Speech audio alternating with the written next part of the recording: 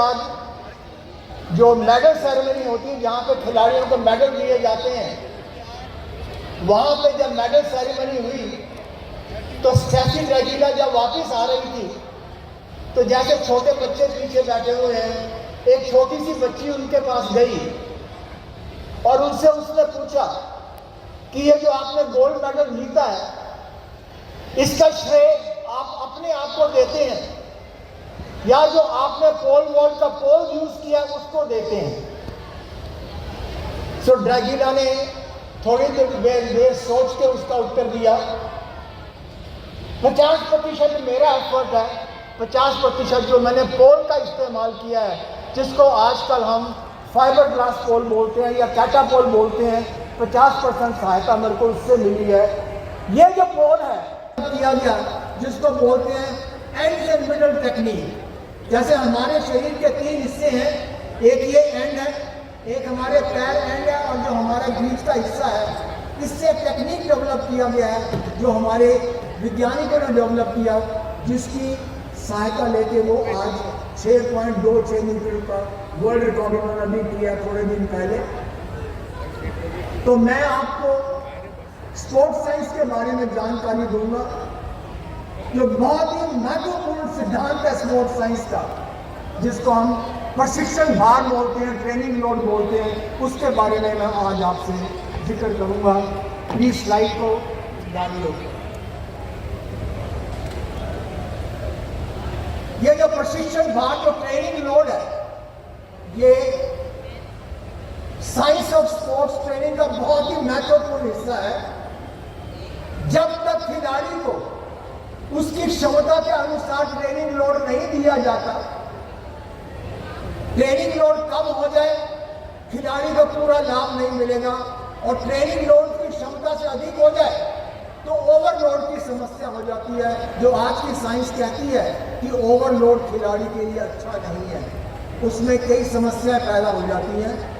तो मैं इस सिद्धांत के बारे में बात करूंगा और फिर प्रशिक्षण भार और विश्राम के बीच में क्या संबंध है, किस तरह से खिलाड़ी की परफॉर्मेंस की वृद्धि की जाती है, और फिर मैं थोड़ा आपसे बात करूंगा जो आपने जो मेरे शारीरिक शिक्षक भाई सामने बैठे हुए हैं, उन्होंने भी ओवरलोड के बारे में पढ़ा होगा, लेकिन जो आज की साइंस है, ओवरलोड पहले ये सिद्धांत था स्पोर्ट्स ट्रेनिंग का, लेकिन आज के समय में ओवरलोड जो है ये स्पोर्ट्स साइंस का हिस्सा नहीं रहा। हम ओवरलोड के बारे में बात करते हैं, लेकिन ओवरलोड खिलाड़ी के लिए समस्या पैदा करता है, और वो खिलाड़ी की समस्या हो जाए, कैसे उस समस्या को आप ठीक करेंगे, उस समस्या को आप सही करेंगे, उसके बारे में आपको जानकारी दूंगा। Next slide please. ये मेरी पीपीटी इंग्लिश में है, लेकिन आपको सारा हिंदी में समझाऊंगा। ये जो ट्रेनिंग लोड का प्रशिक्षण भार है, ये बहुत ही महत्वपूर्ण प्रिंसिपल है स्पोर्ट्स ट्रेनिंग का।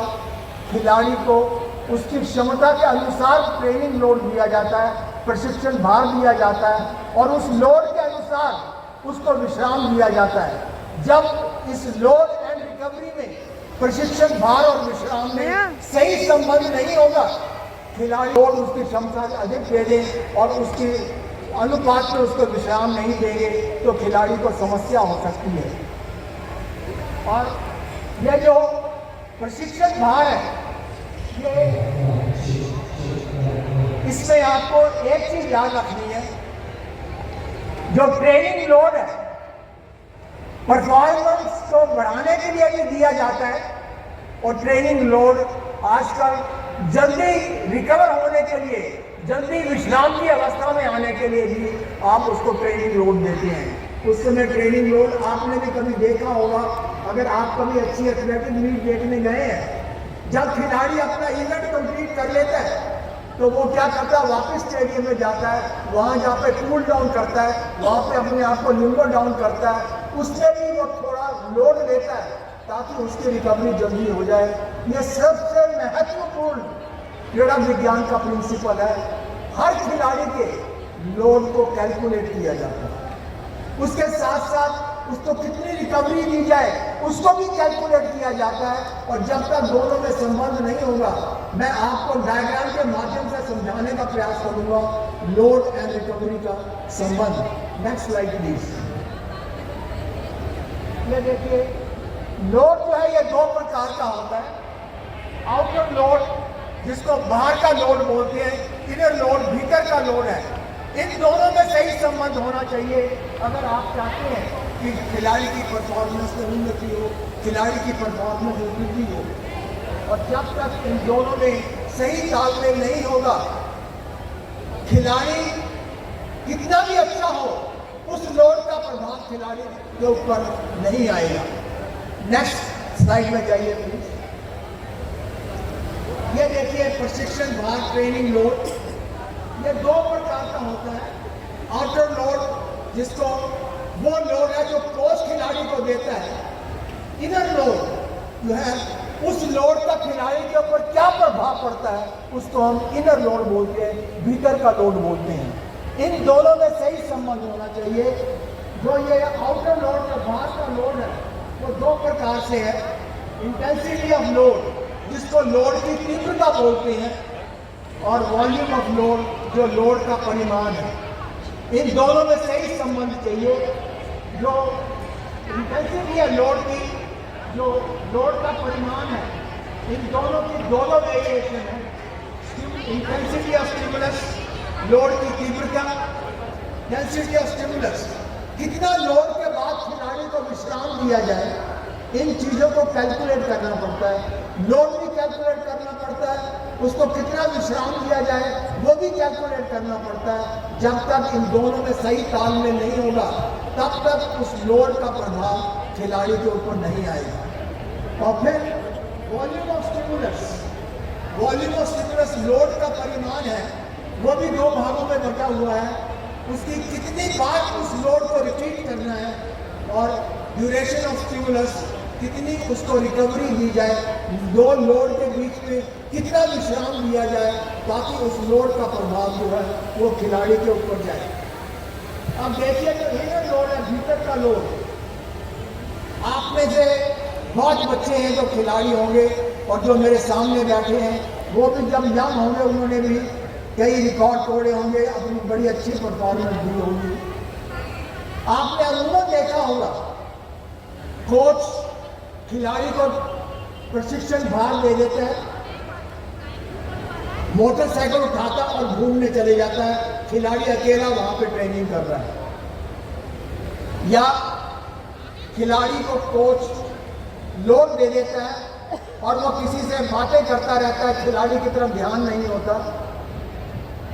अगर आप चाहते हैं कि भार के लोड का प्रभाव खिलाड़ी के ऊपर पड़े, तो ये जो इनर लोड है इसके ऊपर कोच का ध्यान रहना चाहिए। कोच का मैदान में रहना बहुत इंपॉर्टेंट है, प्रशिक्षक का मैदान में रहना बहुत इंपॉर्टेंट है। जब उसका खिलाड़ी ट्रेनिंग करता है, जब खिलाड़ी प्रशिक्षण भार अपने ऊपर लेता है, वो क्या है, जो आउटर लोड दिया उसका क्या प्रभाव पड़ता है खिलाड़ी के ऊपर। जब तक कोच वहां मैदान में प्रेजेंट नहीं होगा, तब तक उसको नहीं पता लगेगा कि जो मैंने लोड दिया है वो खिलाड़ी के लिए सही है या खिलाड़ी के लिए अधिक है या खिलाड़ी के लिए कम है। तो ये नीचे लक्षण दिए गए हैं, सिम्टम्स ऑफ इनर लोड। जब खिलाड़ी को लोड देते हैं तो खिलाड़ी को पसीना आता है, स्वेटिंग होती है। अगर आप लोड देंगे, अगर खिलाड़ी की स्वेटिंग नहीं होती, आप यह मान लीजिए कि जो भी आपने लोड दिया है वो खिलाड़ी की क्षमता से कम है। लेकिन वो पसीना इतना भी ना हो कि खिलाड़ी इतना थक जाए कि वो अपनी परफॉर्मेंस अच्छी प्रकार ना दे सके। तो दूसरा, कलर ऑफ द स्किन, जो आपकी चमड़ी है वो लाल हो जाती है कि जब आप ट्रेनिंग करते हैं रक्त का संचार बढ़ जाता है तो आपकी चमड़ी लाल हो जाती है, तो वो उसकी स्किन रेड हो जाती है। फैटीग, थकावट, फैटीग जो है वो थकावट, वो फैटीग है जो देखने से लगता है कि खिलाड़ी में थकावट आ गई। फिर कंसंट्रेशन, उसका मनोजोग, जब वो थक जाता है उसका मनोजोग कम हो जाता है। फिर उसके मूवमेंट जो है वो अच्छे नहीं रहते, और अच्छा उसका जो कोऑर्डिनेशन है, जो तालमेल है, वो उसका ब्रेक हो जाता है। तो जब खिलाड़ी ट्रेनिंग करता है तो कोच की नजर ये जो 6 लक्षण है इसके ऊपर होनी चाहिए। ये लक्षण बताएंगे कि कोच जो खिलाड़ी ट्रेनिंग कर रहा है वो ट्रेनिंग उसकी सही हो रही है, जो लोड दिया है वो खिलाड़ी के लिए सही है। अगर वो ये 6 लक्षण पर नजर नहीं रखेगा, इसीलिए मैंने आपको बोला जब खिलाड़ी मैदान पर ट्रेनिंग करता है वहाँ कोच का रहना बहुत अनिवार्य है, बहुत ज़रूरी है कि वो इन लक्षण को देखेगा और अपना अनुमान लगाएगा कि जो मैंने खिलाड़ी का प्रशिक्षण भाग लिया है वो खिलाड़ी के लिए सही है या खिलाड़ी के लिए सही नहीं है। Next slide please. अब देखिए, जो मैंने लोड की तीव्रता बोली पहले, इंटेंसिटी ऑफ लोड, वो क्या है? Speed in cyclic exercise. Cyclic exercise वो होती है जिसमें सेम मूवमेंट को बार बार रिपीट करते हैं। वॉकिंग साइक्लिक एक्सरसाइज है, रनिंग साइक्लिक एक्सरसाइज है। उसमें लोड की तीव्रता कितनी है वो आपकी लोड की इंटेंसिटी होगी। Amount of load in a strength training exercise, आप वेट ट्रेनिंग करते हैं, उसमें कितने लोड से आप एक्सरसाइज करते हैं वो भी इंटेंसिटी लोड की कहलाती है। आपने 65 kg लोड दिया, 70 kg लोड दिया, 80 kg लोड दिया, वो भी लोड की इंटेंसिटी मानी जाती है। पेस ऑफ ए गेम और ए बाउट। आप भी कभी फुटबॉल का मैदान मैच देखने गए हो, बास्केटबॉल का मैच देखने गए हो, कई बार आपने बोला होगा आज का मैच बड़ा बोरिंग था, बड़ी स्लो स्पीड से खेला गया, या आप कहते हैं आज का मैच तो बहुत फास्ट हुआ। वो गेम की पेस होती है, गेम की स्पीड होती है, जिस स्पीड पे गेम को खेला जाता है। और चौथा है फ्रीक्वेंसी ऑफ मूवमेंट। आप स्किपिंग करते हैं, रस्सी कूदते हैं, कई बार आप जल्दी जल्दी करते हैं, वो लोड मूवमेंट की स्पीड है। ये चारों चीज़ें लोड की इंटेंसिटी को दर्शाती है। और नीचे जो डेंसिटी है वो दो लोड के बीच में कितना विश्राम देते हो उसको डेंसिटी बोलते हैं। सो लोड जो आपने प्रशिक्षण भाग लिया और जो विश्राम दिया, इन दोनों के बीच में संबंध होना चाहिए। लोड ज़्यादा दिया, विश्राम कम दिया, तब भी खिलाड़ी की समस्या। लोड कम दिया, विश्राम ज़्यादा दे दिया, तब भी उस लोड का प्रभाव खिलाड़ी के ऊपर नहीं जाएगा। इसलिए इन दोनों के अंदर सही तालमेल होना चाहिए। फिर देखिए वॉल्यूम ऑफ लोड, फ्रीक्वेंसी, कितने रेपिटेशन करेंगे। आप वेट ट्रेनिंग करने जाते हैं, आप बेंच प्रेस एक्सरसाइज करते हैं, तो कोच आपको देता है कि आपने 10 रेपिटेशन करने हैं, 12 रेपिटेशन करने हैं, 15 रेपिटेशन करने हैं, तो ये उसके वॉल्यूम के अंदर आता है। फिर ड्यूरेशन ऑफ स्टिमुलस, उस लोड का प्रभाव आपके ऊपर कितनी देर तक रहता है, ये भी बहुत इंपॉर्टेंट है। और ये जो फैक्टर्स हैं, जब तक आप कोच इनको दिमाग में नहीं रखेगा, खिलाड़ी इन फैक्टर्स को ध्यान में नहीं रखेगा, जो भी लोड दिया गया है उस लोड का प्रभाव खिलाड़ी के ऊपर नहीं आएगा। Next slide please. अब ये इंटेंसिटी लोड की तीव्रता वो क्या है? अगर आपका लोड आपकी क्षमता से 30% कम है, अगर जो लोड आपने लिया है, प्रशिक्षण भाग जो आपने लिया है वो कब आपने 100% रखना है, कब आपने उसको 80% करना है, कब आपने उसको 50% करना है, ये आपको कोच बताएगा। और फिर जो आप उसको लोड देते हैं, लोड इतना होना चाहिए कि खिलाड़ी हर मूवमेंट को अपने सही प्रकार से परफॉर्म करे। जैसे आप मेडिसिन लेते हैं, दवाई लेते हैं, डॉक्टर आपको डोज देता है कि ये दवाई दिन में 3 बार लेनी है, उसको हम डोज बोल देते हैं। तो लोड की भी डोज होती है जो आपको अपने ध्यान में रखनी पड़ेगी। और फिर जो ट्रेनिंग लोड है, खिलाड़ी सेम लोड ऊपर भर नहीं लेता, उस लोड को भी बढ़ाना पड़ता है।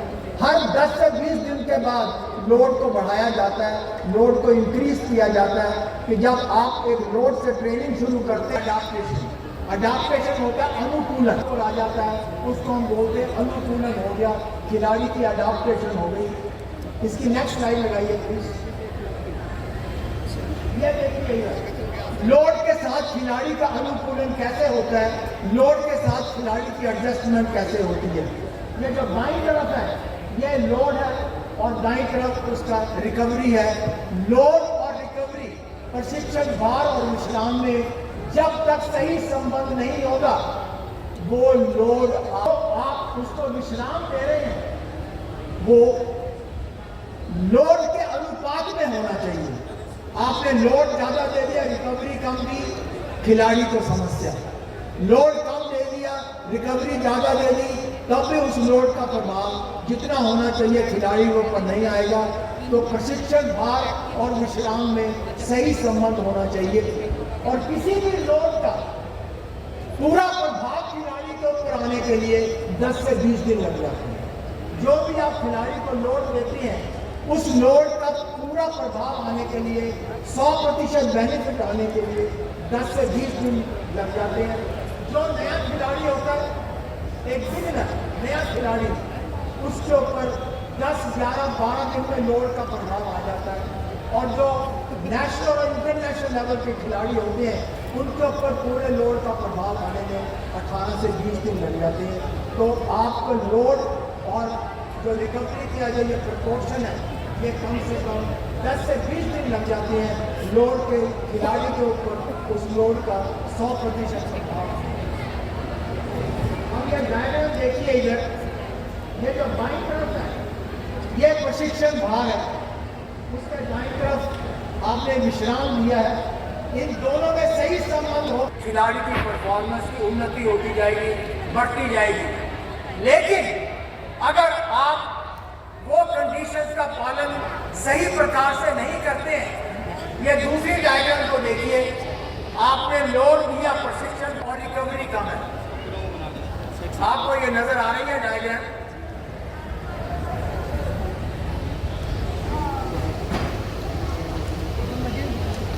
यहाँ पे है। अच्छा, रिकवरी उसके अनुपात में इसको लोड देता है, फिर कम रिकवरी, लोड कम रिकवरी, तो उससे क्या खिलाड़ी के ऊपर ओवरलोड के सिम्टम्स आने शुरू हो जाते हैं। ओवरलोड हो जाएंगे तब खिलाड़ी को बहुत बड़ी समस्या होनी शुरू हो जाती है। अब यह मान लीजिए एक खिलाड़ी को ओवरलोड हो गया, अब उसको ओवरलोड की समस्या का समाधान कैसे करना है? How that problem is to be looked after अगर खिलाड़ी का ओवरलोड हो जाए। Next slide please. ये देखिए पहले तो ओवरलोड होना नहीं देना चाहिए। ओवरलोड के बहुत कारण हो सकते हैं, आपकी ट्रेनिंग के बाहर ओवरलोड का कारण हो सकता है, परिवार में समस्या है वो ओवरलोड का कारण हो सकता है। आप कहते हैं मैंने खिलाड़ी को बनना है, आपके फादर कहते हैं पढ़ो, दोनों में समस्या, वो भी ओवरलोड का कारण बन सकता है। आप मनोरंजन पे ज्यादा जोर देते हैं, ट्रेनिंग में कम जोर देते हैं, वो भी ओवरलोड का कारण हो सकता है। तो ओवरलोड की समस्या का समाधान कैसे करना है? पहला फैक्टर वो क्या कहता है, जब खिलाड़ी मैदान में ट्रेनिंग करता है कोच की नजर खिलाड़ी के ऊपर होनी चाहिए। कोच का मैदान के ऊपर रहना बहुत अनिवार्य है। वो देखेगा कि जो पहला फैक्टर दिया वो साइकोलॉजिकल सिम्टम्स जैसे उसको नजर आते हैं वो अपने ट्रेनिंग लोड पे चले जाता है, वो देखता है कि लोड के साथ क्या समस्या है, उसको सुधारने का प्रयास करता है। लेकिन सेकंड फैक्टर देखिए, जो उसको जो coach to look for psychological symptoms, बच्चों के साथ जाके बैठे उनसे बात करें कि वेरी मच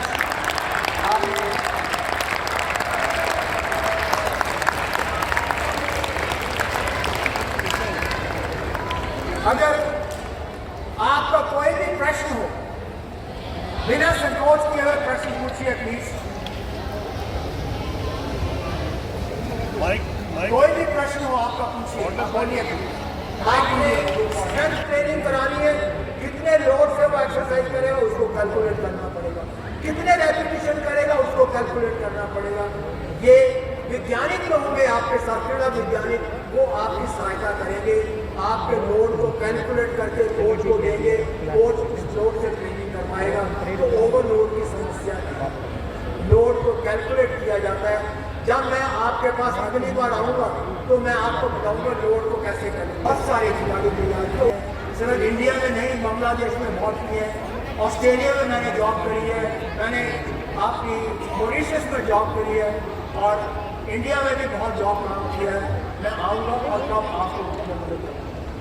बहुत बहुत धन्यवाद सर।